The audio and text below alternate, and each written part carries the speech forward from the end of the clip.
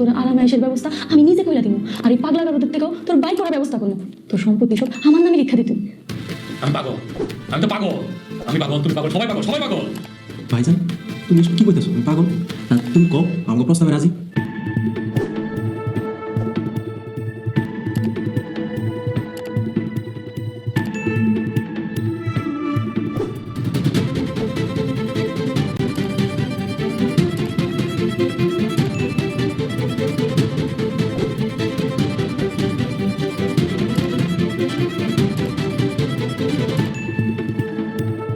আসসালামু আলাইকুম বন্ধুরা, আশা করি আপনারা সবাই ভালো আছেন। আজকে আমরা আলোচনা করব এমন একটি আবেগঘন ও নাটকীয় পর্ব নিয়ে যেখানে দীর্ঘদিনের লুকিয়ে থাকা অনেক রহস্য সামনে আসার ইঙ্গিত পাওয়া গেছে। গল্পের শুরুতেই দেখো তার মন সবসময় জামালের দিকেই পড়ে থাকে।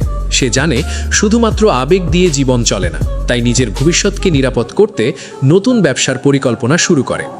তার এই দূরদর্শী চিন্তা অনেককে অবাক করে দেয়, কারণ এক সময়ের অবহেলিত মেয়েটি এখন নিজের পরিশ্রম আর মেধার মাধ্যমে গ্রামের অন্যতম সফল ব্যবসায়ীতে পরিণত হচ্ছে।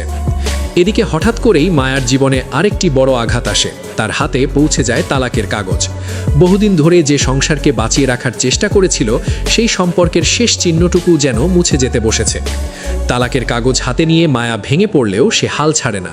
তার চোখের পানি প্রমাণ করে সে এখনও ভালোবাসতে জানে, কিন্তু একই সঙ্গে তার দৃঢ়তা প্রমাণ করে সে নিজের সম্মান নিয়েও বাঁচতে জানে।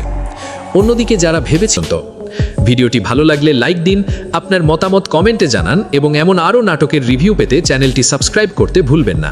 আল্লাহ হাফেজ।